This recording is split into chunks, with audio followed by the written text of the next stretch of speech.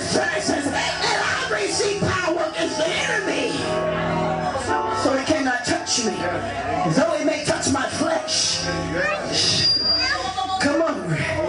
But because I lift my head up, and because I didn't give in to the enemy, whatever he touched on my flesh, it has to go now. I have the strength. I have the dunamis power. Come on.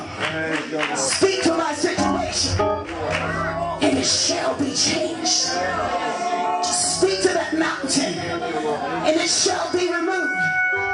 Come on, speak to that marriage, and it's got to line up. Speak to those children, and they got to line up, because I got dunamis power. Oh, they see.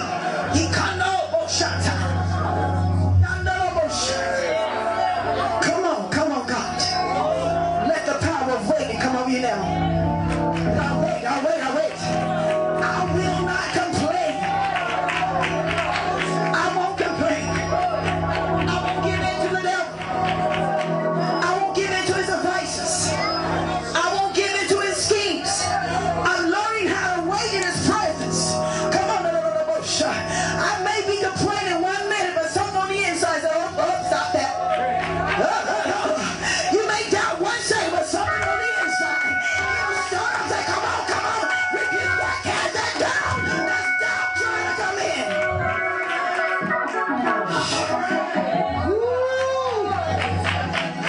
I'm learning how to wait on the Lord. When no one else understands me, I'm learning how to wait on the Lord.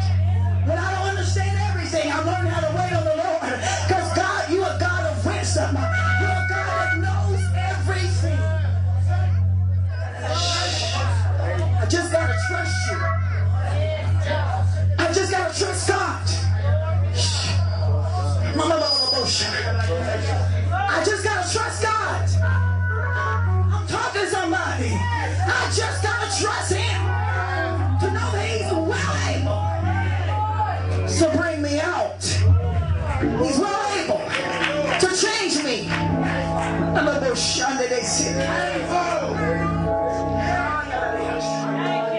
Learning. Waiting takes a learning. You got to learn how to wait. Come on. You got to learn how to be patient. You got to learn how to wait on the Lord. Because if we move too fast, y'all know about moving too fast. You're going to mess something up. We thinking God is too slow, so we got to do it ourselves. And then guess what happened?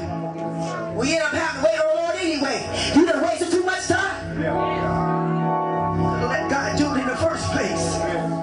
That comes from waiting. See, we done got away from tarrying. Come on.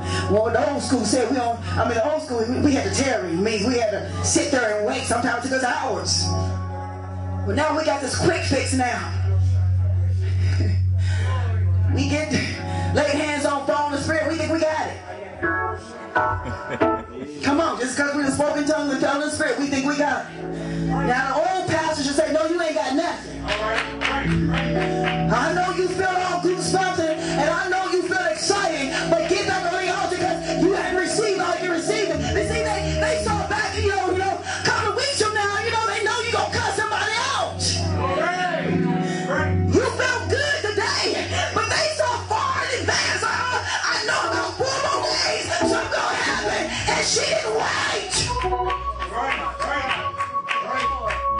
Time you in prayer, you feel strong. You feel built up when you're in church. But when you get out there, come on, that's how you know where you are.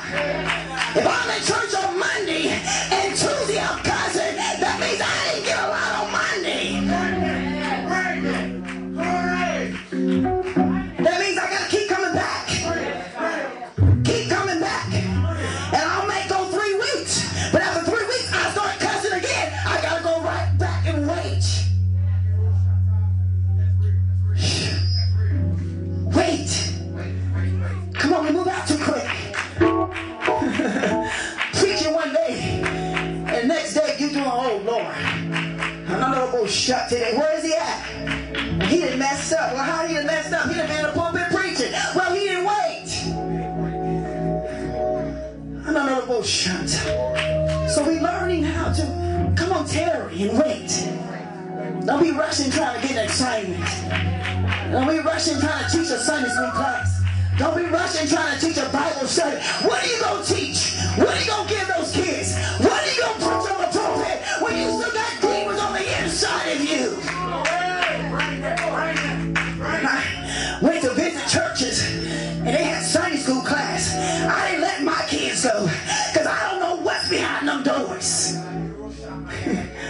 We get tired of our kids like, oh Lord, they got a Sunday school class. Y'all go. Give me a break.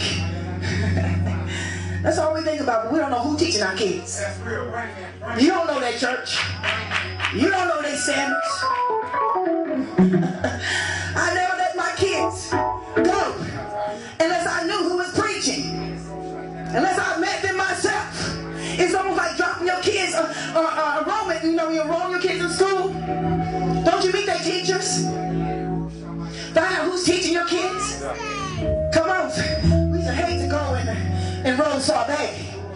Because, you know, we would meet some of the teachers, but sorbet want to go to all the teachers, shake all the teachers' hands, look in their face, see the room, look all around the room, and we'd be like, come on, sorbet.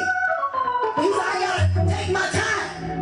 And I gotta know who's teaching me. And we had to go to every last one of his class, one at a time. I couldn't change sorbet. As much as I say, come on, sorbet, I'm gonna Harry. We gotta go to every class. Y'all know sorbet. So we all just followed behind sorbet, tired. And then he had to open his locker 2 or 3 times. I'm like, come on, mama. I got to make sure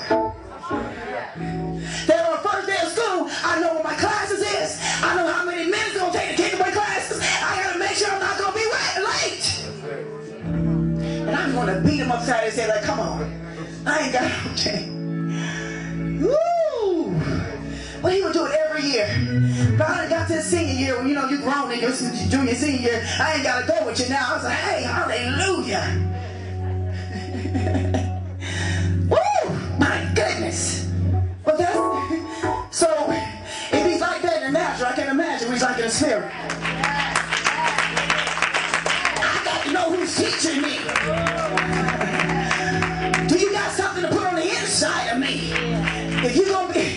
If somebody's gonna be over sorbet, y'all better know something, because he gets in his teacher's face. He gets out of trouble that way. He gets in the teacher's face when they're not teaching on the topic and they start talking about football and stuff. He'll get in their face and say, aren't you gonna be teaching us? And we gotta go rescue him because he gets in a little trouble that way, because, you know, the teacher got offended because they weren't supposed to be talking about basketball. They supposed to be teaching him, and we gotta go to the office and explain this is sorbet.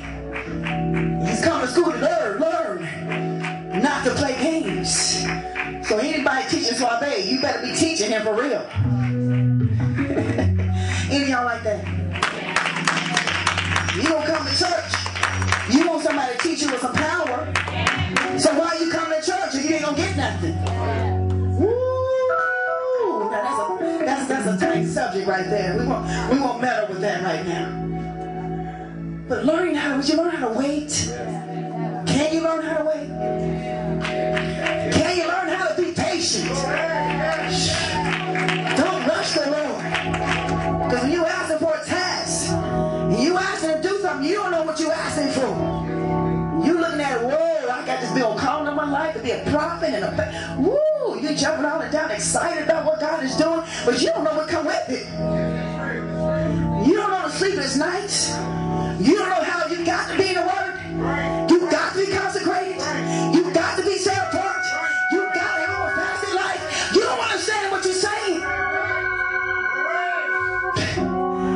I would have known what it was to be a pastor. I would have said no. God sometimes hides things from you. He just tell you to wait, and you wonder why he tell you to pray, why he tell you to consecrate yourself, and why he do